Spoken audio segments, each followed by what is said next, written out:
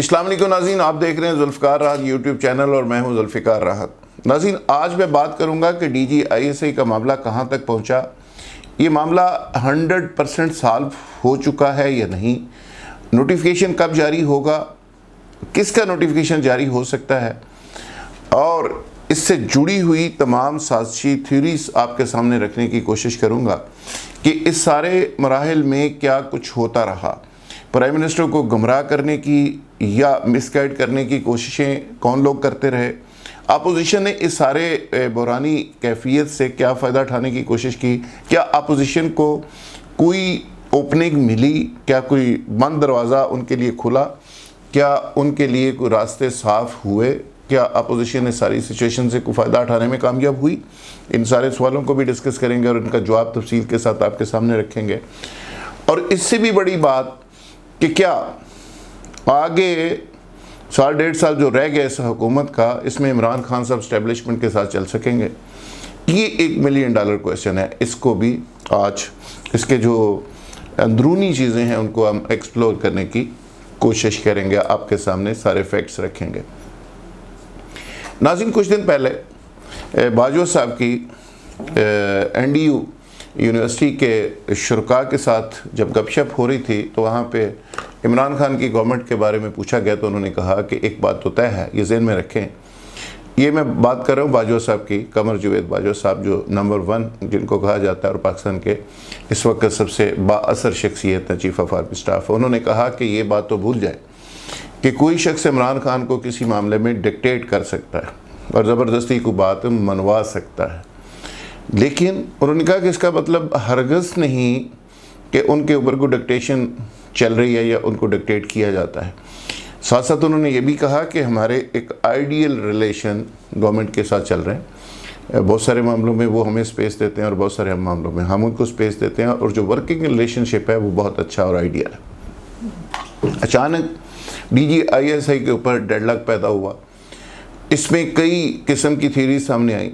इसमें कहा गया कि जी बाजवा साहब जिस साहब को लाना चाह रहे हैं उन्होंने प्राइम मिनिस्टर की कंसेंट के बगैर ISPR को कहा और ISPR ने उसकी अनाउंसमेंट कर दी। फिर ये चीज़ आई कि प्राइम मिनिस्टर साहब अड़ गए हैं फैज़ साहब के नाम के ऊपर, और उन्होंने कहा जी क्या मैं तो फैज़ साहब के अलावा किसी को DGISI नहीं मानता, और वगैरह वगैरह।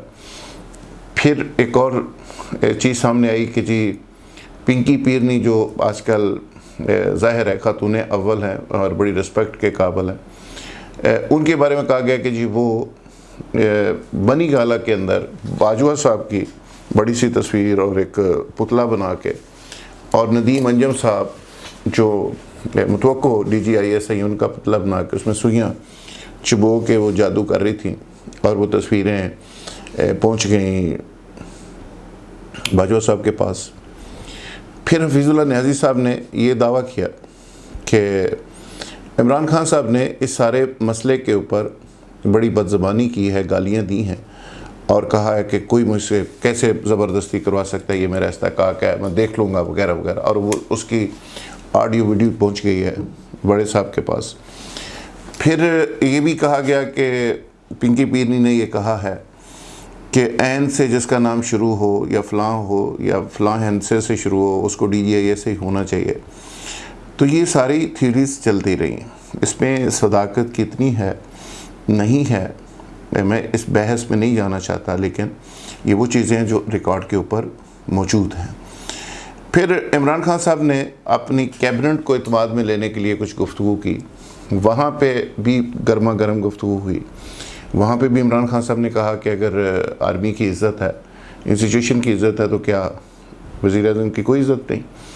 और वो बात भी बाहर आई, और वज़ीर-ए-आज़म साहब जब ये इस तरह की गुफ्तगू करते हैं तो वो शायद ये भूल जाते हैं कि जो उनके दाएं बाएं लोग हैं वो उनसे पहले कहीं और जाके भी रिपोर्ट करते हैं, और उसमें 1-2 लोगों के अलावा बाकी सारे के सारे लोग मुख्तलिफ़ जगह पे रिपोर्टिंग करना अपने फ़र्ज़ अव्वलीन समझते हैं अपने लिए, क्योंकि उन्होंने इधर रहना है, सियासत करनी है, इस्टेब्लिशमेंट ने भी इधर रहना है। तो उनके ऑलरेडी रिलेशन जो हैं इमरान खान के आइडियल हैं या नहीं, लेकिन वो जो कैबिनेट में काफ़ी लोग हैं उनके कहीं ना कहीं आइडियल रिलेशन ज़रूर है। फिर शेख रशीद साहब ने उस पर कोई कमेंट किए तो शेख रशीद साहब को कहा गया कि शटअप कॉल मिल गई है और उनको कहा गया कि जी आप इस तरह की बात क्यों करते हैं। फिर उन्होंने शेख रशीद साहब ने यह भी कहा कि तुरन के वज़ीर आज़म साहब पाकिस्तान निकालेंगे, तो वो तुरन के उत्ते भी कुछ लोगों ने इतराज़ किया और शेख साहब को इस पर शटअप कॉल दी गई। खैर इसकी भी तस्दीक ज़ाहिर है मैं तो नहीं कर सकता कि शटअप कॉल कब दी गई, कैसे दी गई, लेकिन कुछ फैक्ट्स आपके सामने रखना चाहता हूँ। फैक्ट्स ये हैं कि इमरान खान साहब ने DGISA के इशू के ऊपर ख़ासा रजिस्ट किया है। 4-5 लोग थे जो प्राइम मिनिस्टर साहब को इस बात पे ला रहे थे कि जी आप खड़े हो जाएं, फ़ौज के पास ऑप्शन कोई नहीं और नून लीग पीपल्स पार्टी के साथ पहले लड़ाई है, हम लेके चल रहे हैं साथ साथ और आप स्टैंड ले जाएं पूरा, और स्टैंड की वजह से पॉपुलैरिटी मिल जाएगी। और कुछ लोगों का ये ख्याल था इसी से मिलता जुलता, उन्होंने प्राइम मिनिस्टर साहब को कहा कि जी हीरो बनने का वक्त है, महंगाई ने हमारी कमर तोड़ दी है, पॉपुलैरिटी ज़ीरो पे है, नून लीग जिसको टिकट देती है पॉपुलैरिटी की वजह से वो 7-15-20 हज़ार वोट गिफ्ट करती है, हम जिसको वोट देंगे वो शायद अगर पॉपुलैरिटी इसी तरह गिरती रही तो वो 5-10 हज़ार माइनस में चला जाएगा। तो हमने अगर इलेक्शन जीतना है, लड़ना है, पॉपुलैरिटी गेन करनी है और अपनी सियासत बचानी है और पॉपुलैरिटी कायम रखनी है, तो हमें भी कुछ ना कुछ हाथ पाँव मारने पड़ेंगे। हमारा तासर बहुत ज़्यादा चला गया कि हम आर्मी की कोई B टीम नहीं बल्कि CD टीम है, और B टीम भी हो तो चलो फिर भी कोई इज़्ज़त होती है, कोई CDE टीम बन गए हैं और बिल्कुल हवालदारों की तरह जो ऑर्डर आता है जैसे हवालदार करते हैं उसी तरह हम हुक्म बजा लाते हैं। लेकिन पहली बात भी मैंने आपके सामने रखी कि चीफ ऑफ आर्मी स्टाफ ने क्या कहा कि इमरान खान साहब को बात मनवाना बड़ा मुश्किल है। जैसे आपको याद होगा कि चीफ मिनिस्टर पंजाब के इशू के ऊपर खान साहब आज तक अड़े हुए हैं, उन्होंने कहा जी मैं उसको चेंज नहीं करूँगा, बड़ी मुश्किल से एक दफ़ा माने चंद दिनों के लिए, फिर वो उस बात से रिवर्स कर गए, यू टर्न चुके लेना वो अपना हक समझते हैं और मुकर गए। जब ये सारी सिचुएशन इमरान खान साहब के सामने रखी गई और उनके साथियों ने कहा कि एक ही रास्ता है पॉपुलैरिटी गेन करने का और आप खड़े हो जाएं और आप कहें कि जी मैं असूलों पे समझौता नहीं कर सकता और ये तासर कायम करने की कोशिश करें कि जी मैं जो भी काम करना चाह रहा हूँ मुझे करने नहीं दिया जाता। कौन नहीं करने दे रहा, इसका उन्होंने कहा जी आगे जाके जिक्र भी करना पड़े तो आप करें। और फिर एक प्रपोज़ल ये भी आई कि जी आप असम्बलियाँ तोड़ दें, और ख़ान साहब ने ये सारी चीज़ों को बाय किया, थोड़ा थोड़ा असम्बलियाँ तोड़ने पर रजामंदी भी ज़ाहिर कर दी और ये भी कहा कि जी ठीक है हमें खड़े होना चाहिए, इज़्ज़त पे कोई कंप्रोमाइज़ नहीं होना चाहिए। वो खड़े हो गए और खड़े होकर उन्होंने कहा कि जी देखें ये कोई तरीका नहीं है और समरी आप मुझे भेजें और समरी के बाद हम लोग उन लोगों को कैंडिडेट्स को मिलेंगे, मिलने के बाद वो पैनल जो भी होगा तो फिर हम डिसाइड कर लेंगे। ये एग्जैक्टली वही गुफ्तगू है जो थोड़े बहुत फ़र्क के साथ मोहतरमा बेनज़ीर भुट्टो ने की थी, थोड़े बहुत फ़र्क के साथ नवाज शरीफ साहब ने की थी। और नवाज शरीफ साहब को भी आपने देख लिया, मोहतरमा को भी देख लिया, मोहतरमा साहबा भी अड़ गई एक दो चीज़ों पे। तो नवाज शरीफ साहब भी जब बने तीसरी दफ़ा वज़ीर आज़म बने तो उन्होंने आर्मी चीफ को बुलवा के कहा कि यार ये जो ब्रिगेडियर मेजर जनरल वगैरह प्रमोट करते हैं या ये हमें जरा पूछ लिया करें, मशवरा कर लिया करें। तो उन्होंने कहा कि हंसे खैर वो चले गए। तो वहाँ से नवाज शरीफ साहब की वो गुफ्तगू शुरू हुई और ख़त्म पनामा पे ख़त्म हुई और उसके बाद आजकल वो बाहर होते हैं, एंजॉय कर रहे हैं सर्द मौसमों में गरम गरम बातें, और आजकल वो फिर बागियाना रवैया इख्तियार किए हुए हैं। खैर यहाँ से वो एक झटके में चले गए। ज़रदारी साहब ने भी अपने दौर में इसी तरह के कुछ ख्वाहिशें रखी, वो बयान की, पूरी नहीं हुई। तो फिर अगर इमरान खान के ऊपर आते हैं तो इमरान खान साहब ने कहा कि जी मैं फौरी अगर ये सिचुएशन रहती है अपने दोस्तों का जी मैं असम्बलियाँ तोड़ दूँगा, मैं इलेक्शन में चला जाऊँगा। फिर कुछ लोगों ने कहा जी असम्बलियाँ अगर आप तोड़ ही देंगे, अब ये DGI के ऊपर फड्डा डाल ही देंगे तो फिर क्या होगा, हमारे पल्ले तो होगा कुछ नहीं। महंगाई सर के ऊपर है, अपोजिशन सर के ऊपर चढ़ी हुई है, बहुत जल्द से जुलूस करेगी। अपोजिशन तो कैंपेन कर रही है, इलेक्शन कैंपेन स्टार्ट कर दिया उन्होंने इस पे महंगाई के ऊपर जल्द से जुलूसों को बुनियाद बना के वो बुनियादी तौर पे इलेक्शन कैंपेन स्टार्ट कर दी है।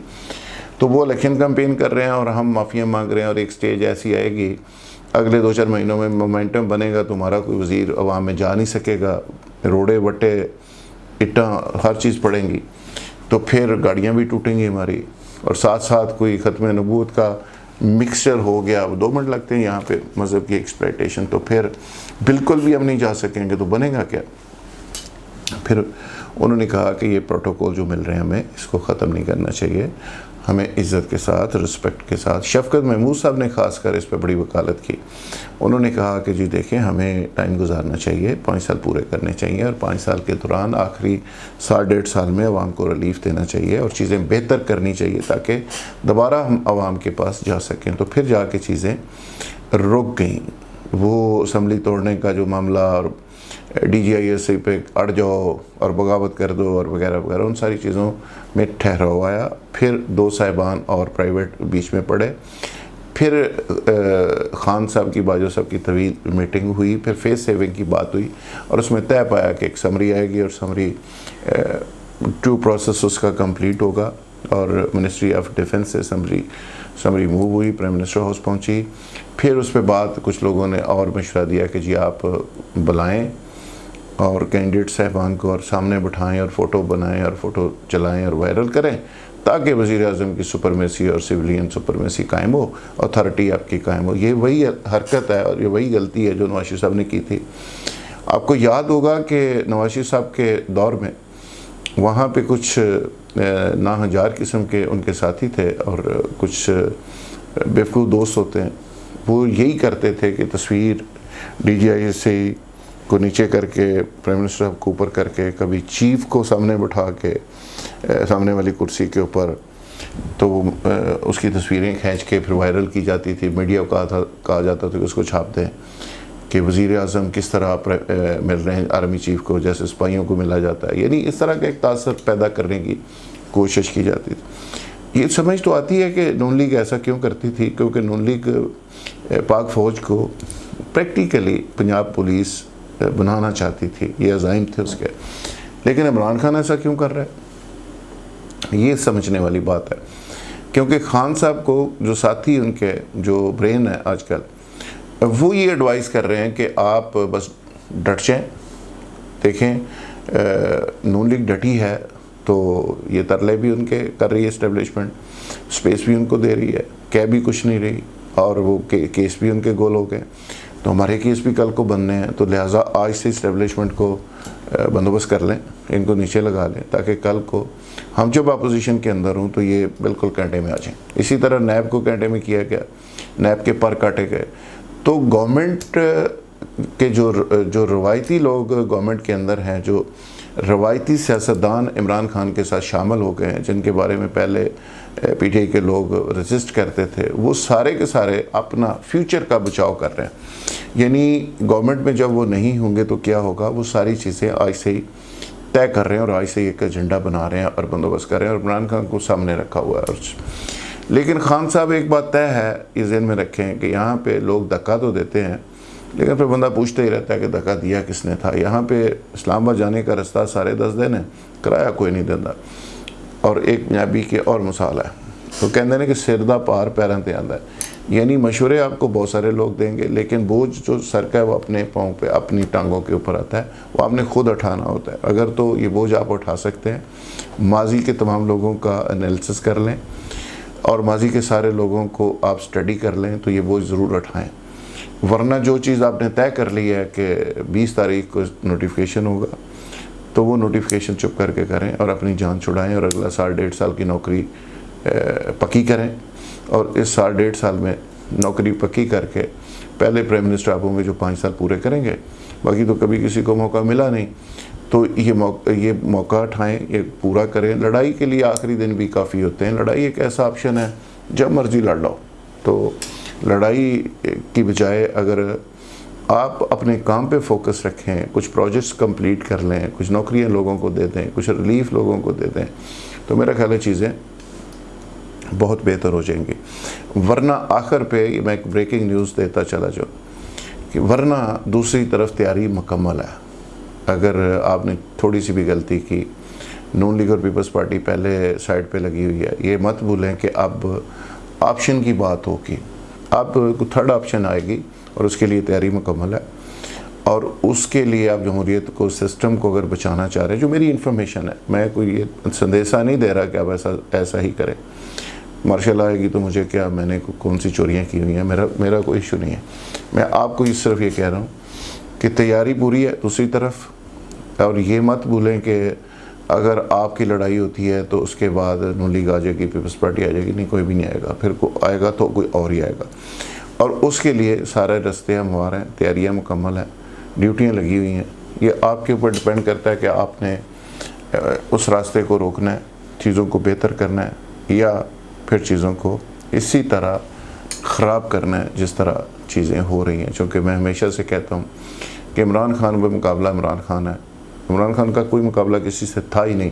वो ख़ुद ही अल्लाह के फजल से इतने सियाने हैं कि अपना मुकाबला खुद ही करी जा रहे हैं। पीटीआई पे मुकाबला पीटीआई है, तो पीटीआई ने अपनी इतनी गलतियां की हैं कि वो मुखालफिन की खूबियाँ बनती चली जा रही हैं।